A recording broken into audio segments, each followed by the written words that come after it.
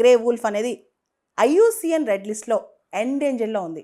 Wild life protection act 1972లో schedule 1లో ఉంది. అయితే గడ్డి భూముల్లో ఇండియన్ గ్రాస్ ల్యాండ్స్లో ఇది చాలా ఫేమస్ అనమాట. కర్ణాటక కావచ్చు, మహారాష్ట్ర కావచ్చు. ఇది ఎపెక్స్ ప్రిడేటర్, ఒక ఎపెక్స్ స్పీషీస్ అనమాట ఇది. అదే ఎకలాజికల్ బ్యాలెన్స్ కోసం ఇండియన్ గ్రే వూల్ఫ్ అనేది చాలా ఎఫెక్టివ్ రోల్ ప్లే చేస్తుంది. అయితే ఇండియన్ గ్రే వూల్ఫ్ పాపులేషన్ బాగా డిక్లైన్ అవుతుంది. దీనికి మనుషులు కారణం అంటే కాదు, స్ట్రే డాగ్స్ కారణం అనమాట.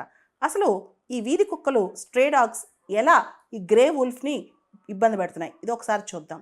స్ట్రే డాగ్స్ వాటి ఫుడ్ వల్ల, ఫోరేజ్ దొరకపోవడం వల్ల అర్బన్ ఏరియాస్ నుంచి ఈ గ్రాస్ ల్యాండ్స్, గడ్డి భూముల్లోకి మైగ్రేట్ అయ్యి వెళ్తున్నాయి అనమాట. ఒక్కటిగా వెళ్ళట్లా, గుంపులు గుంపులుగా వెళ్తున్నాయి అనమాట.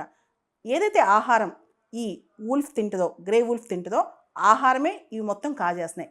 కాజేయటమే కాదు, గుంపులు గుంపులుగా వెళ్ళి గ్రే వూల్ఫ్స్ని వేటాడుతున్నాయి, వేటాడి చంపేస్తున్నాయి. అన్నిటికన్నా ముఖ్యంగా ఈ స్ట్రే డాగ్స్, వీధి కుక్కలకి మరియు ఈ వూల్ఫ్కి మధ్య, గ్రే వూల్ఫ్కి మధ్య క్రాస్ బ్రీడింగ్ జరుగుతుంది.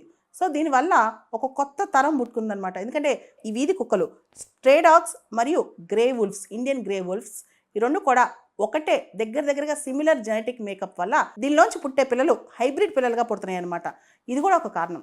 ఇవన్నీ పక్కన పెడితే ఏదైతే ఈ స్ట్రే డాగ్స్ ఉన్నాయో అవి అర్బన్ ఏరియాస్ నుంచి ఒక వైరస్ క్యారీ చేస్తున్నాయి, వాటి సలైవాలో వాటిలో, కెనైన్ డిస్టెంపర్ వైరస్. దాన్ని ఈ మొత్తం గ్రే వూల్ఫ్స్కి అంటిస్తున్నాయి అనమాట.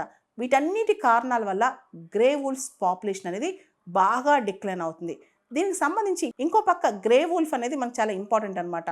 అదొక ప్రిడేటర్ స్పీషీస్, అది ఉండాలి, అది ఉంటేనే ఎకలాజికల్ బ్యాలెన్స్ మెయింటైన్ అవుద్ది. ఇంకో పక్క దాన్ని కాపాడాలంటే ఇప్పుడు ఈ స్ట్రే డాగ్స్ని ఏ విధంగా తప్పించాలనేదే పెద్ద ప్రశ్న అనమాట. గ్రే వూల్ఫ్స్ని కాపాడటానికి భారత ప్రభుత్వం 2 శాంచురీస్ ఓపెన్ చేసిందనమాట. ఒక శాంచురీ కర్ణాటకలో బంకాపూర్, రెండోది మహువా దనర్ శాంచురీ ఇన్ జార్ఖండ్ అనమాట. ఈ 2 శాంచురీస్ కేవలం grey wolf population, grey wolf జనాభా కాపాడటానికి. ఎందుకంటే గ్రే వూల్ఫ్స్ బాగా డిక్లైన్ అవుతున్నాయి, వాటి జనాభా బాగా తగ్గిపోతుంది కాబట్టి.